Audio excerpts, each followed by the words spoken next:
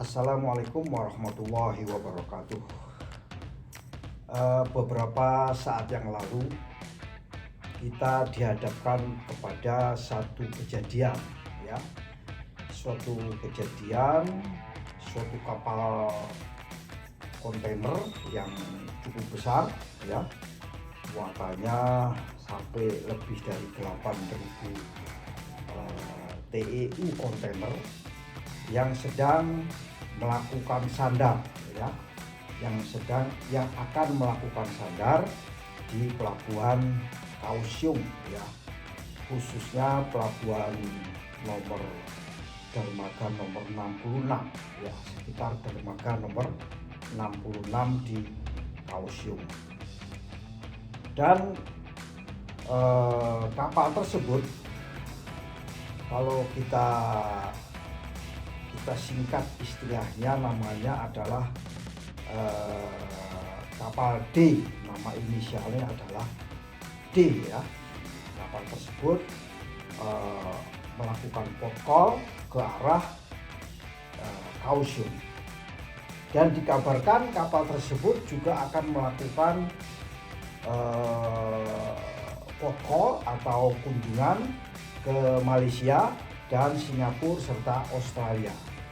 Jadi kapal tersebut berasal dari Shenzhen, China, pergi ke arah Kaohsiung. Nah, pada saat kapal tersebut menuju ke Kaohsiung, masuk dermaga nomor berapa itu, di nomor 66. Di situ ada kapal yang cukup baru, namanya, kita kasih istilah abbreviationnya, singkatannya adalah YMC, ya. Kapal tersebut dengan istilah YMC. Nah, kapal tersebut sudah diberitahu bahwa agar mengatur kecepatan dan arah kapalnya menuju ke pelabuhan atau dermaga tersebut. Namun apa yang hendak dikata, nobody knows. Makanya pada kesempatan ini saya sebagai praktisi maritim, ya, praktisi maritim tidak bisa melakukan komen apapun, tapi kita harus menganut azas investigasi kecelakaan kapal, ya. Investigasi yaitu tata cara melakukan investigasi kecelakaan kapal. Ini ada bukunya tersendiri, dan sengaja saya tulis supaya bisa dipakai dalam rangka kita melakukan suatu investigasi kecelakaan kapal.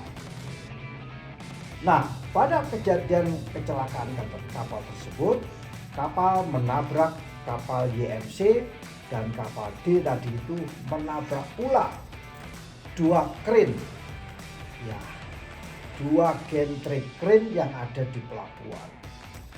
Satu gantry crane itu mengalami kerusakan total sampai kolaps, dan satunya lagi juga mengalami kerusakan tapi tidak sebesar yang mengalami kolaps. Dampak dari kecelakaan kapal tersebut atau ke gantry crane yang ambruk atau kolaps itu menimpa satu pekerja pelabuhan, dan dikabarkan mengalami cedera di bagian lengannya, dan dua pekerja yang masih terperangkap di dalam crane yang sedang melakukan repair and maintenance mengalami terperangkap. Namun informasinya oleh pihak pejabat pelabuhan Kaohsiung dinyatakan sudah bisa diselamatkan. Jadi casualty yang ada saat ini adalah kapal kapal YMC, kapal D, kontainer yang jumlahnya sekitar 35 sampai 60, ya. 35 sampai 60 kontainer mengalami rusak. Kerennya juga mengalami rusak. ini sedang di dalam proses investigasi. Nah, proses investigasi kecelakaannya itu bisa menggunakan buku investigasi kecelakaan kapal ya. Tata cara melakukan investigasi kecelakaan kapal. Bahwa suatu kapal yang mengalami atau berpotensi kecelakaan kapal, biasanya kapal tersebut diawali satu tindakan-tindakan sebelumnya, suatu aktivitas-aktivitas sebelumnya yang menyebabkan kecelakaan kapal ya. Namun ini kita serahkan semua kepada investigator, bagaimana kru kapal, bagaimana kapten kapal, bagaimana pihak-pihak yang terlibat di dalam proses sandar suatu kapal ya. Karena istilah sandar di dalam suatu kapal di dalam bahasa Inggris itu ada 3. Yang pertamanya docking, berthing, dan mooring. Nah, ini makanya ada training tersendiri mengenai how to dock your ship. Dock di sini bukan berarti docking kapal ngedok, tapi how to dock, jadi merapatkan kapal kepada pelabuhan. How to board, bagaimana kapal itu berthing di suatu pelabuhan, dan how to carry out mooring ya. Mooring ya. Mooring itu adalah tambang. Kegiatan mooring itu adalah kegiatan yang ribuan tahun yang lalu sudah dilakukan dengan menggunakan tali tros. Dan ini satu metode yang belum bisa terkalahkan sampai dengan sekarang. Mooring juga bisa dilakukan dengan menggunakan pilot pandu ya, menggunakan pandu. Nah, kita tidak melihat adanya pandu di situ dan kita tidak melihat adanya bagaimana satu teknik untuk melakukan berthing di atas kapal tersebut. Nah, terkait dengan berthing di sini ada suatu buku yang sangat bagus sekali yang bisa dimanfaatkan bagi kita, yaitu menjadi seorang port captain ya. Menjadi seorang port captain ini sangat penting, makanya di pelabuhan-pelabuhan itu ada namanya port captain. Nah, port captain ini yang akan melakukan suatu tindakan-tindakan apa yang harus dipersiapkan oleh kapal, apa yang harus dipersiapkan oleh pelabuhan. Apakah perlu menggunakan pilot, apakah perlu menggunakan tugboat, ataukah tidak perlu ya. Ini semua ada ditulis di dalam buku cara praktis menjadi seorang port captain ya. Mudah-mudahan ini bisa bermanfaat bagi kita semua. Kawan-kawan semua, terkait dengan kren kapal yang mengalami kolaps atau dikatakan mengalami ambruk ya. Kren kapal mengalami ambruk atau kolaps itu. Nah, ini semua pihak yang tidak bersentuhan langsung, yang tidak close up, yang tidak melakukan investigasi tidak bisa berbicara. Termasuk saya pribadi tidak bisa berbicara, kecuali saya bisa memberikan masukan bahwa ini harus dilakukan investigasi kecelakaan kapal. Tujuan daripada investigasi kecelakaan kapal ini tidak lain dan tidak bukan untuk blaming each other. Tidak menyalahkan kapten kapal, tidak menyalahkan operator, tidak menyalahkan pelabuhan, ya, tidak menyalahkan pihak manapun. Namun tujuan daripada investigasi kecelakaan kapal tidak lain dan tidak bukan membuat satu rekomendasi agar semua stakeholder, semua pihak, semua negara mengetahui bagaimana tata cara melakukan docking, berthing maupun mooring. Nah, kren kapal mengalami kerusakan ini dilakukan investigasi. Ya, kren yang mengalami ambruk juga dilakukan investigasi. Ya. Dalam investigasi tersebut tentunya kita juga menganut regulasi yang mandatory instrument, yaitu salah satunya adalah collision regulation. Collision regulation harus dipakai kalau kapal memasuki satu pelabuhan atau bagaimana tata cara memasuki satu pelabuhan. Kalau kapal itu kosong, artinya kapal itu draftnya dalam posisi yang boleh dibilang agak kecil ya, draftnya agak kecil, dan kemungkinan besar yaitu windage surface area, yaitu permukaan yang di atas garis air cukup besar ya, sehingga daya dorong angin kemungkinan juga besar, daya dorong angin kemungkinan mengalami thrust yang cukup besar, sehingga kemungkinan prediksi saya ini adalah kapten kapal tidak bisa mengendalikan dengan adanya angin. Namun perlu dicari, dilakukan investigasi apakah pada jam 11.21 siang hari itu kecepatan angin di Kaohsiung itu adalah berapa ya.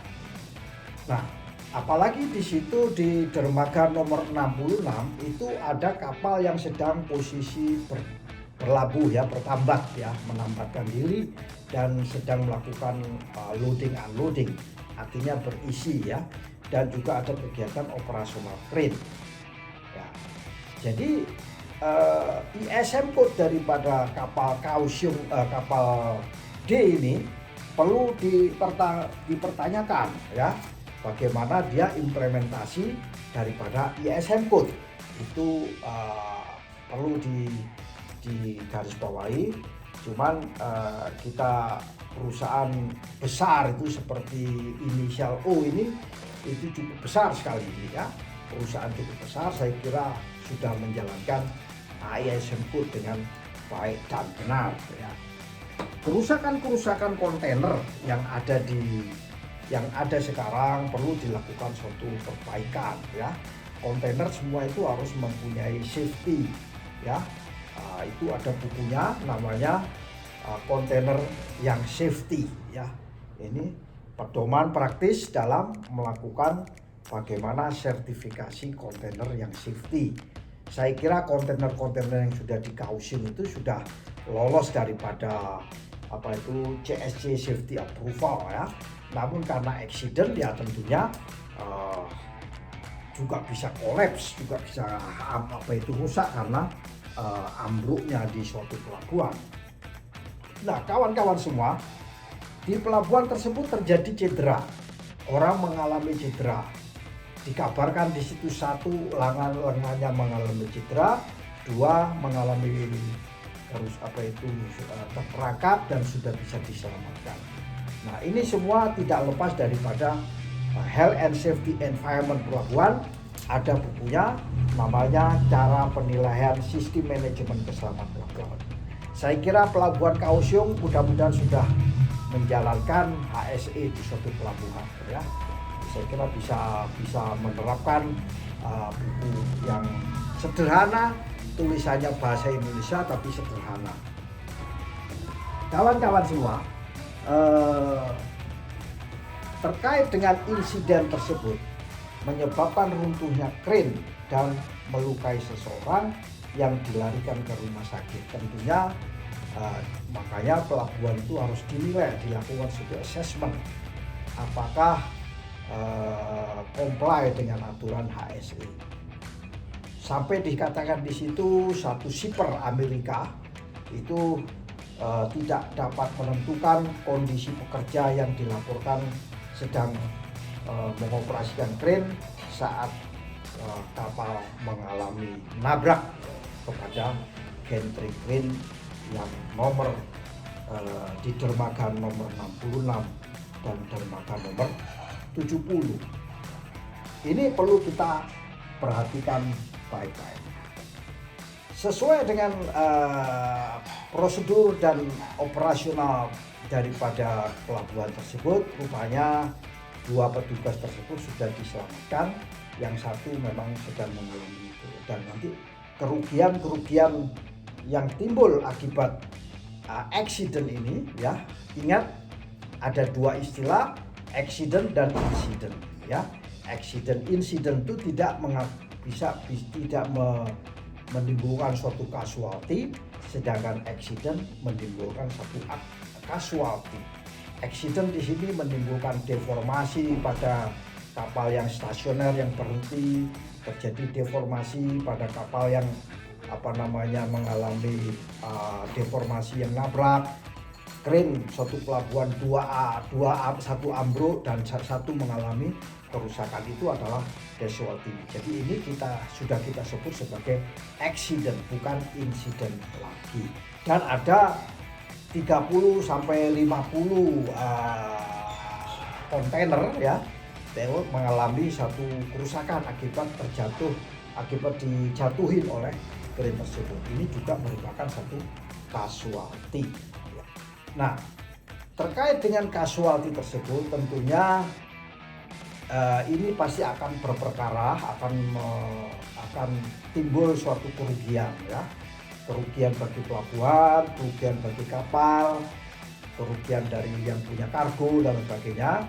Maka perlu dilakukan survei independen yang dilakukan oleh Protection and Indemnity Club, karena akan mengganti kerugian. Besarnya kerugian diperkirakan oleh data yang saya ambil dari salah satu informasi, untuk kren saja itu sekitar 21,6 juta US dollar atau sekitar 300 miliar rupiah, karena kerennya saja itu 300 miliar rupiah. Kerugian karena kargo-kargo yang ada di dalam kontainer belum bisa dihitung. Kerugian karena deformasi kapal yang stasioner maupun kapal yang bergerak juga sedang dalam proses investigasi. Jadi ini semua akan menjadi catatan bagi para investigator ya. Apalagi kren nomor 68 ya, itu mengalami rusak sangat berat ya. Gantry crane nomor 68 itu mengalami rusak berat, sedangkan gantry crane yang nomor 70 mengalami damage, beberapa small damage, tapi itu juga merupakan satu kerugian. Nah, terkait dengan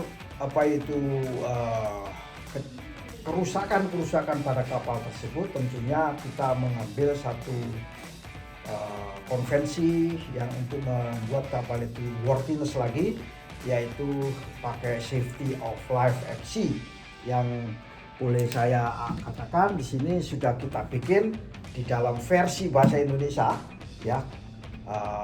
Buku SOLAS ini versi bahasa Indonesia, kita bisa melakukan perbaikan terhadap kapal-kapal yang mengalami kerusakan. Dan bila kapal tersebut misalnya sampai terjadi bocor dan sebagainya karena tumpahan minyak di pelabuhan, maka buku yang dipakai adalah MARPOL ya, atau Marine Pollution. Memang kawan-kawan semua, kecelakaan kapal itu biasanya 75-85% prediksinya yaitu karena human error ya,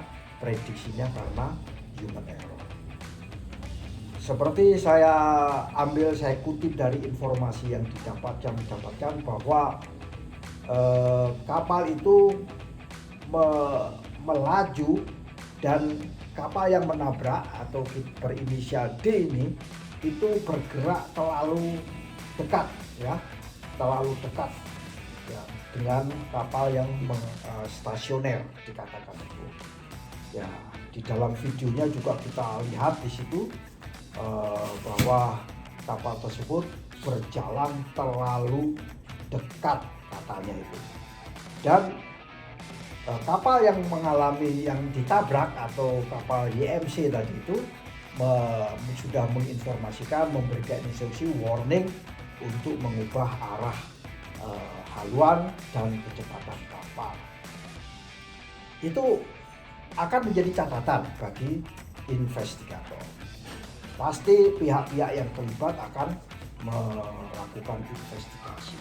Ada dua kemungkinan kapal itu bisa memperparah satu kejadian. Bila kapal itu bermuatan, ya, kapal yang namanya yang D tadi itu bermuatan, maka impuls atau gaya yang terjadi pada kapal yang kecil tadi itu, ya, itu akan bisa memperparah, semakin memperparah. Nah, dan juga akan bisa semakin tidak terkendali, ya, kapal D tadi tidak bisa terkendali, bisa-bisa sampai mungkin menabrak ke dermaga. Demikian pula bila kapal itu kosong, maka biasanya kapal itu memainkan balas cukupnya, dan ini berakibat pada besarnya windage area di dalam kapal tersebut. Dan ini juga kadang-kadang kapten kapal sulit untuk mengendalikan. Jadi makanya perlulah nanti beberapa saat yang lagi kita butuh buku yang namanya STCW yang dalam versi bahasa Indonesia. Perlulah kompetensi seorang kapten kapal, kompetensi seorang chief officer, second officer, third officer, ya, atau pihak-pihak yang terkait dengan kapal sandar, kapal berthing atau kapal mooring. Sebagai informasi awal bahwa kalau kapal sudah bisa ngangkut sekitar 8.000 TEU kontainer, ya, atau catatan saya di sini 8.476 TEU. Artinya jumlah itu cukup besar sekali. Dan informasinya kapal tersebut akan menuju beberapa pelabuhan. Nah, perlulah ISPS code ditanamkan di sini, ya, karena 10 pelabuhan tersebut harus diperhatikan implementasi ISPS code. Kapal tersebut dari Cina menuju Taiwan, bahkan nanti ke Malaysia dan Singapura serta Australia. Sedangkan kapal yang kecil, ya, yang sedang sandar itu, kalau nggak salah kapasitasnya sekitar separuhnya kurang, ya, sepertiganya bahkan 2.940 TEU. Nah, kalau kapal kecil dengan kapal besar, tapi ini berisi dan ini tidak berisi, untungnya arah daripada kecepatan itu adalah arahnya hampir sejajar, ya. Mungkin hanya friction saja, terjadi friction. Jadi kawan-kawan semua, kesimpulan dari kejadian accident kapal D yang menabrak kapal YMC dan mengambrukkan, ya, atau kolapskan satu kren dan merusak satu kren lagi serta merusak sekitar 30 sampai 50 kren ini adalah suatu fenomena yang akan terjadi, possibility-nya. Sehingga manajemen risiko perlu kita perhatikan, risk assessment. Sehingga buku tadi yang mengenai DPA perlu dilakukan. Ya, perlu dilakukan audit kepada perusahaannya, perlu dilakukan audit kepada kapalnya, KKM-nya, kaptennya, ya, perlu dilakukan. Kemudian bagaimana manajemen pelabuhan di situ, VTS bagaimana, vessel traffic system, dan bagaimana port captain, bagaimana manajemen pelabuhan, ya, bagaimana manuver kapal, bagaimana berthing, docking, dan mooring. Dan ini semua menjadi perhatian dan catatan kita semua bagi praktisi maritim Indonesia, yaitu yang kemungkinan besar potensi-potensi kejadian seperti yang sama ini terjadi di Indonesia atau pada kapal-kapal Indonesia. Demikian review singkat dari kami. Semoga ini bermanfaat. Lebih kurangnya saya memohon maaf. Wallahul muwaffiq ila aqwamit thoriq. Wassalamualaikum warahmatullahi wabarakatuh.